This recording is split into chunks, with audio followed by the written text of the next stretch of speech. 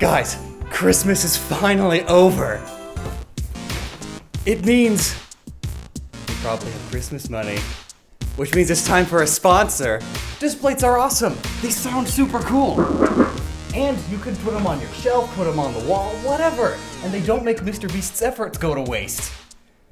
Are you really considering paper posters again? Plus, this way you won't get thumbtack holes all up in your wall. And why not make your New Year's resolution be to stop having such a boring apartment, or house, or room, or whatever it is you live in? Get some metal art on your walls. Plus, so long as you visit their website with my link in the description, any purchase you make will directly support us. And the next few months are definitely the months to do that. So, thank you to Displate for sponsoring, and mega thanks to you for checking them out. They're so shiny in all the right ways. Just like shiny Pokemon! Love them or hate them, what is wrong with you? The concept of shiny Pokemon is neat. Super neat. You take a Pokemon, make it a unique color, make those rare so that they're sought after, and wow! Cool! After all, similar things happen in nature. The rare blue lobster, and there's albino animals like this white lion or giraffe. This coloration is caused by mutations in their genes. It also, statistically speaking, reduces their potential lifespan. Yay? But in Pokemon, many of these shiny colorations aren't just chosen because they look good, I mean clearly, but from the original shinies all the way through Gen 5, shiny Pokemon weren't really designed, at least not by a human. Rather, the color palettes of the sprites were changed to the next one in the code, so these shinies are sort of random. Like, not technically random, but saying they're random gets the idea across. But when it comes to the 3D games like Pokemon X and Y, well, they aren't using sprites anymore. They are using 3D models made up of wireframes and textures don't work the same way sprites do. So, from Generation 6 onwards, the shiny colors of Pokemon were chosen. A designer gave them their shiny color rather than an algorithm, meaning modern Pokemon have shiny colors for a reason. And I'm going to explain what those reasons are. Let's go over and explain why every Generation 6 shiny Pokemon is the color that it is. And just to spice things up, in no particular order, I'm just going. So here's a sentence that'll probably never be said again. Bunnelby is good, to start off with. I'm pretty sure its shiny is just straight up referencing albinism, which happens to be pretty common among rabbits. But one of the key features in albinism is the eyes. Albino animals almost always have red eyes to go along with their fur lacking most color, just like Bunnelby. Diggersby is the same, but its belly fur is dirty because it likes to dig so much. Scatterbug sorta inverts itself, as does Spupa. Vivillon too, but only the body, since Vivillon has that whole wing gimmick that you can't really make a second version of every single one of those. Again, there's not much to these guys' shiny colors. They are based on a variety of moth larvae and butterflies, which have bodies of many colors, like black and white, or white and black. Easy. Furfrou gets inverted too, and, well, here's a black poodle. Black poodles are pretty common. Phantump and Trevenant get spooky! All grayscale and red leaves, they look even more ghostly. The red leaves are easy. The tree is going dormant for winter because autumn colors. Then, the white and gray bark could either be a reference to birch trees, or just the more traditional coloration of spooky, scary ghosts. Ooh. Fennekin's yellow fur goes grayscale. It could be seen as a reference to gray foxes. But Brazian's yellow parts go purple. Then Delphox goes gray and purple. What gives? Well, Delphox is a Delphic oracle, a sort of wizardy witch. Delphox the Gray, anyone? But the purple, well, purple is a color symbolic of a few things, but the notable one here is that it is the color of mysticism and the supernatural. That's why it's one of the colors more commonly associated with witches. Pumpkaboo gets a purple pumpkin, which isn't really a natural thing, but apparently it is a small tradition to paint your pumpkins purple as decoration for Halloween, because again, purple is the color of mysticism and the supernatural. There are other gourds that are purple, however, and jack-o'-lanterns actually started as purple turnips before eventually switching to pumpkins. Neat. Gorgeist's hair just becomes purple, though, either referencing this thing where you take purple smoke and make it come out of a jack-o'-lantern, which is a thing apparently, or just because of the symbolic nature of purple, again. Binacle and Babaracle get a tad darker, and their claws are neon green. Right when you thought this mon couldn't get any uglier, goose barnacles live all over the world, but Japanese goose barnacles live all over the world, but Japanese goose barnacles specifically are darker and have rougher, greener claw things. Amara and Auroris turn white like the icy snow they live in.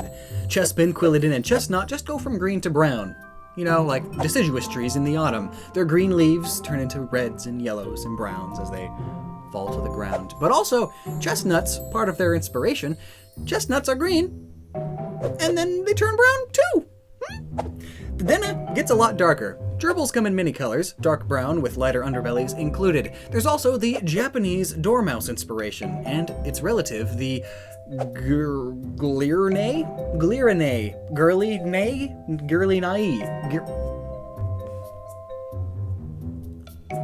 The relative of the thing it's based on has a much whiter, darker brown fur pattern like this. The shiny. Spritzy's face turns pink, and its feathers purple. It's another girly coloration, likely done because it's cute, but the darker feathers point more towards the Plague Doctor garb that partially inspired this mon. To some anyway. And these darker feathers carry over to the fluffy bits of Aromates, whose body feathers become a darker red, and the eyes yellow. Due to this Pokemon's more feminine nature, it could very well have had this coloration inspired by the female Eclectus parrot. I mean, look, it's even got the yellow eyes! Male ones are green, in case you were wondering. Froakie turns the saturation down, and Frogadier follows suit. No big deal of a reason, it's just more realistically colored now. Or perhaps it's foamier, more cloud-like. But Greninja has a big change. Super blue to super black. This one's easy. It's black like a ninja. Pancham and Pangoro are really cool. They go from your typical giant panda to the kindling panda, and Pangoro gets bright red fighting gloves. Fletchling, Fletchinder, and Talonflame have their gray parts turn into this warm tan color. Now, there are birds of all colors, but are these referencing anything in particular? Well, maybe. One of the same falcons that Talonflame is based on is the peregrine falcon. Its shiny color happens to make it more accurate to the actual bird. Goomy turns yellow. Oh, like a banana slug. Sliggoo and Goodra are yellow as well, and there are a number of yellow snails, such as the golden mystery, the yellow-lipped, the gold inca, and grove snails, just to name a few. And dragons, of course. Being fictional can be any color. Shrilp and Dragalge get blue and purple, and Dragalge has a green head now. They are leafy sea dragons, which come in a variety of colors, these ones included. Sort of. They are based on the idea of rotting kelp, which is highly toxic, hence the poison typing. But maybe this green is to sort of help it camouflage in non-rotting kelp, which is green. Litleo's fur gets brighter all around, and its accents are now white. And Pyroar's fur brightens up too, and its eyes are red now. Another reference to albinism, perhaps. In the case of Litleo especially, those full white parts may very well be a reference to Kimba, the White Lion, a famous anime that Disney ripped off but did better so people were okay with it. It seems kinda yellowy to be a straight up albino reference though. Maybe it's just a much lighter tan, like some real lions. There are lions with darker fur, but they are not as well known by pop culture. Swirlix, the cotton candy dog, gets all brown and yellow. Ew. No doubt about it, it's just yellow cotton candy on a brown stick. Slurpuff also just changes flavors. Chocolate cherry flan? Something like that. Like Litleo, Skiddo and Go-Goat's fur just becomes light tan, referencing how some goats have fur that is light tan. Wow. The leaves are brighter too. Again, it's just a different kind of bush. The horns become yellow though. It's pretty disgusting. And the eyes and the hooves? I mean the fur colors are fine. It's just a mountain goat. But the rest, I've got no idea, and I don't think Game Freak had any idea either. The best thing I could find, though, is apparently if goat horns get all scuffed up from fighting all the time, it's good to rub turmeric on them. It helps them heal quicker, but it also stains them yellow for a while. Honage, Doublade, and Aegislash are all ghost swords with frilly cloth. Cloth can be any color. The interesting part here is the sword, really. Why is it this deep blood red? I think I just answered my own question. Swords tended to get bloody when they're stabbing into hearts and stuff. And plus, these colors are just super cool and edgy. I mean, what Pokemon is any edgier than literally a sword? Maybe Hawlucha. probably not. But Hawlucha also gets edgy with its now black and red and purple feathers. Luchadors wear outfits, and outfits can be any color. Some of the edgiest luchadors wear red and black, or black and purple. Like these ones. Hoo-hoo.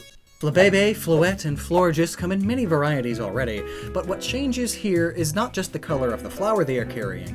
When they're shiny, their eyes turn blue and their bottom bits turn purple. You know how purple symbolizes royalty and wealth?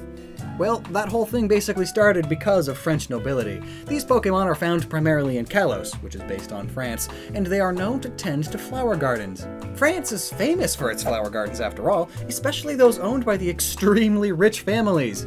It's so much more regal.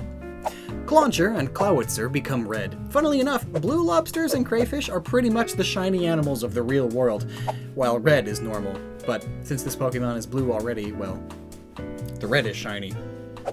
Esper is pretty cute, and it's pretty accurate to the Scottish Fold, but its shiny is this baby girly pink. If you remember the Gen 7 video, a few Pokemon were just made pink because it's cute, and I feel like that's what's happening here too. But its evolved form, Meowstic, turns into this banana creamy yellow.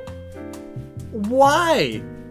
This Pokemon is inspired by the Nekomata or Banekoneko, two yokai who are cats with supernatural powers, and while neither are well known for being yellow, there are some depictions of yellow Bakoneko, so maybe, I guess, maybe the designer was really craving some banana cream pie and a cat. Inkay and Malamar also get yellowy. Malamar looks sick. Like the bad kind. Are you okay? Now, in nature, blue squids and cuttlefish are not really a thing, but yellow squids and cuttlefish? For sure. Like the big fin reef squid, or all these yellow squid and cuttlefish that I'm showing you here. And Malamar's sickly color may reference its sick and twisted ways. Sylveon's colors just get a bit switched around, and since it's ribbons, well, they can be any color. Klefki turns gold, a common color for keys. Hoopa turns gold too, a common color for the depictions of genie lamps. But also, Taoist deity Nezha is one of Hoopa's inspirations, said to be a trickster with multiple arms holding rings. And I mean, just look at this statue. It's gold. Bergmite and Avila get all gross. You know that thing where you pee in the snow? Yeah, that. And then the green here could be because they're turtles, and turtles are green. So it's green under all that ice.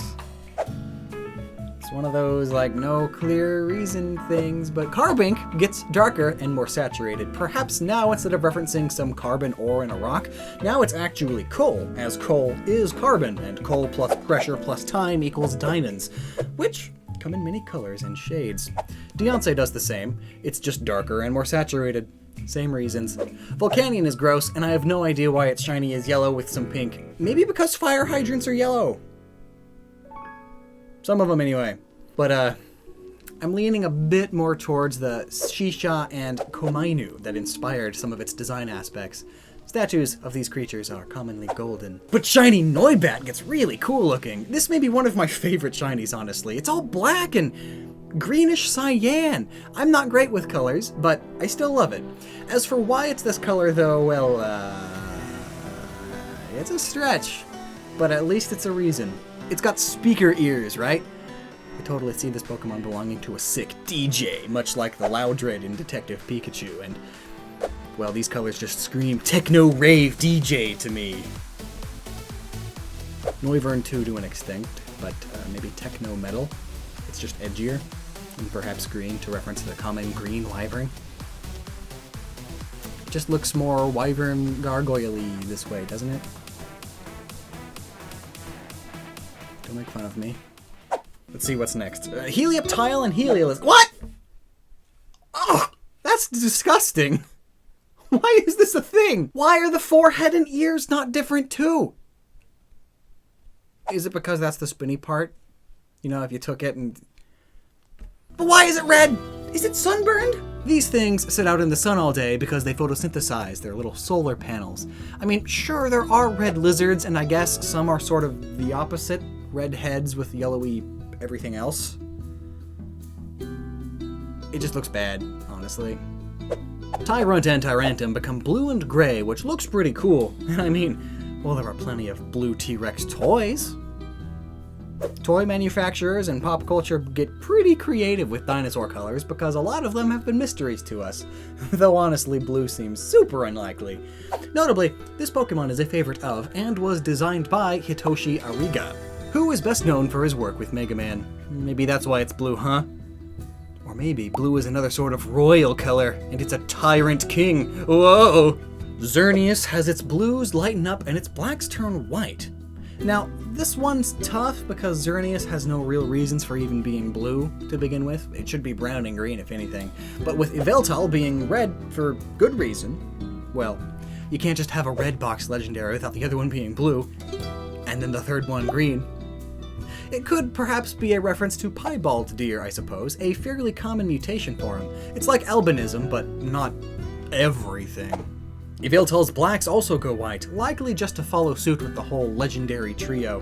Or maybe it's also just the piebald mutation, which is also seen in vultures.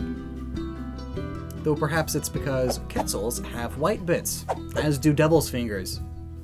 Though that's more so the main body. But then, even looking to Zygarde, the black bits go white. So this is probably just a design motif with all three of them. Though Zygarde's greens also go a tad bluer to make it look like toothpaste, which is a thing that it becomes because it symbolizes the end of plaque. To protect the ecosystem. Shiny Pokemon are neat, even if they don't have the best of reasons to exist. But hey, they change their look, and most of the time it's for the better, but not always. Do you want to make your walls look better? Then head on over to Displate, our sponsor. Again, the support is phenomenal. So thanks for even considering, and until next time, never stop using your noggin.